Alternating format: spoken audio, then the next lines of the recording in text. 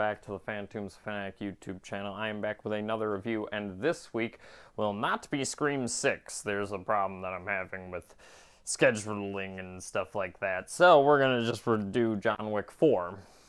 Released this year in 2023, starring Keanu Reeves, Scott Adson, Lance Reddick, Donnie Yu, Bill Skarsgård, Rina Swanmayama, pronunciation, Ian McShane, Hiroyuki Sanada, Lawrence Fishburne, and Shamir Anderson, and it was directed by Chad Stahelski. In this movie, John Wick, after surviving a near-death fall off of a building in John Wick Chapter 3 Parabellum, he goes to war against the High Table, and is, because the Marquis de Legramo, played by Bill Skarsgård, was appointed by the High Table to make sure John Wick gets killed. So pretty much any interactions with John Wick, people will be punished for, and because of that reason, there may be a way out for John.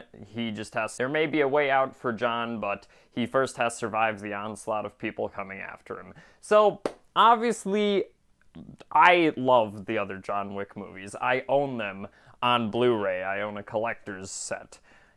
I would not be saying that I am a huge fan of this series, and I was super fucking excited to see John Wick Chapter 4. And in my opinion, this rivals for my favorite of the franchise. I love 1. I think 1 is the best, but this movie may surpass that if I watch 1 and then watch this again.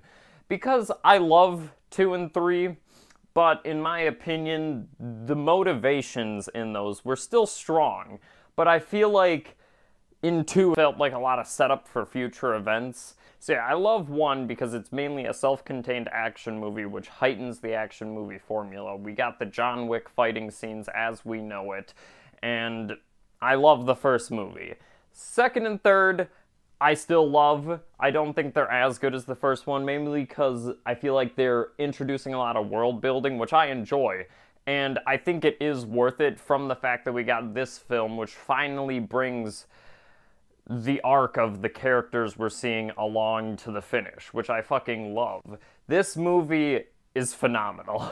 It is almost 3 hours long, and you do not feel it. There are action scenes which span like 40 minutes, and you are on edge each time it happens. So many action scenes in this. I thought they couldn't top the climax from 3. They fucking did.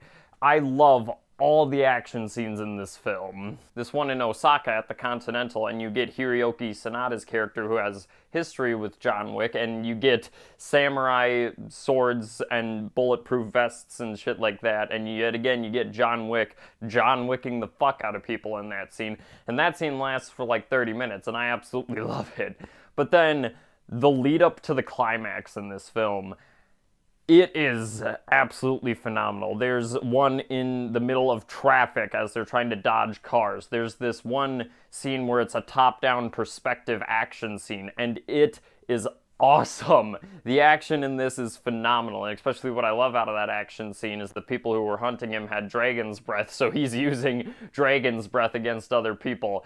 It is phenomenal. And there's even an amazing stunt which has a hilarious payoff when he's climbing up stairs and fighting people on them.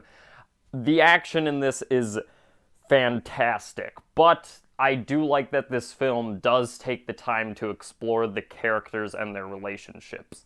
I really like that, similar to 3, we're the consequences for their actions, and you even get that in this for them helping John Wick. And I absolutely love his relationship with all the people he communicates to. And especially because you know that there's this rage under John's skin after what happened in Chapter 3.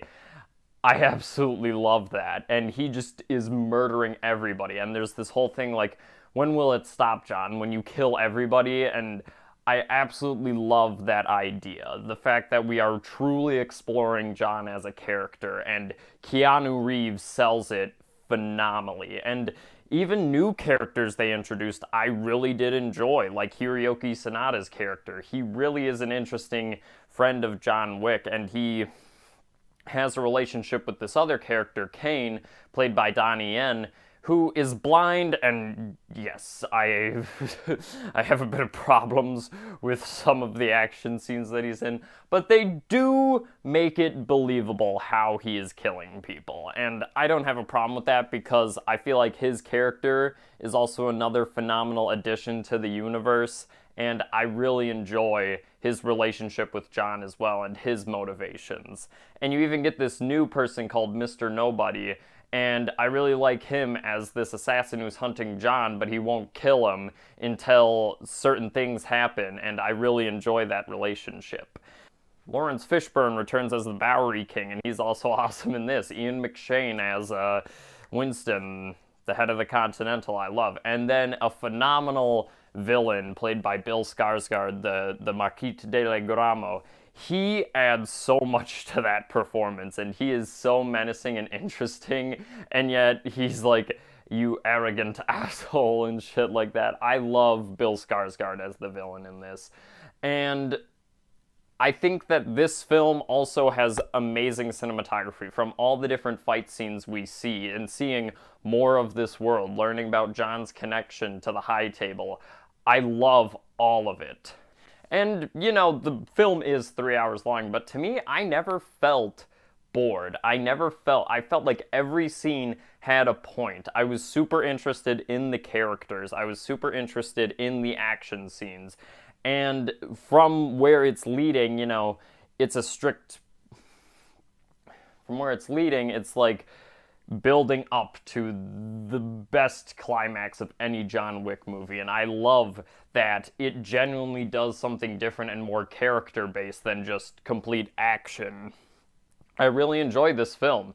I think Keanu Reeves really sells this character. Chad Stahelski is coming in his own as a director. There are so many amazing locations and cinematography moments in this film. Keanu, I think this is his best performances in Chapter 4. I love him in 1, but he also really sells this character still, especially in the action scenes where you see him doing everything. I cannot recommend John Wick 4 enough. If you like the other John Wick movies, see this one. It is definitely worth it. And we even might get a spin-off with Mr. Nobody, which I would be happy about, because he's a really cool character who I enjoyed in this. But yeah, I definitely recommend this film. It is phenomenal. I think that all the action scenes, yet again, are John Wick, but I also really like that they took the extra moment into introducing other characters with the relationship of John Wick and kept that story going of his rage and his motivations. And I feel like they really sell it a lot. And yeah, I recommend this film. It is really good. But yeah, anyways, what did you guys think of John Wick Chapter 4? Do you think it was too long, or do you think that some things didn't work as well as I thought they did? But leave those in the comment section down below. If you have any other reviews you want me to do, leave those in the comment section as well. Please make sure to like, subscribe, share the channel. I have a lot of stuff coming out. I've been streaming Resident Evil 4 Remake. But yeah, for now, I will see you all next time with Scream 6, hopefully.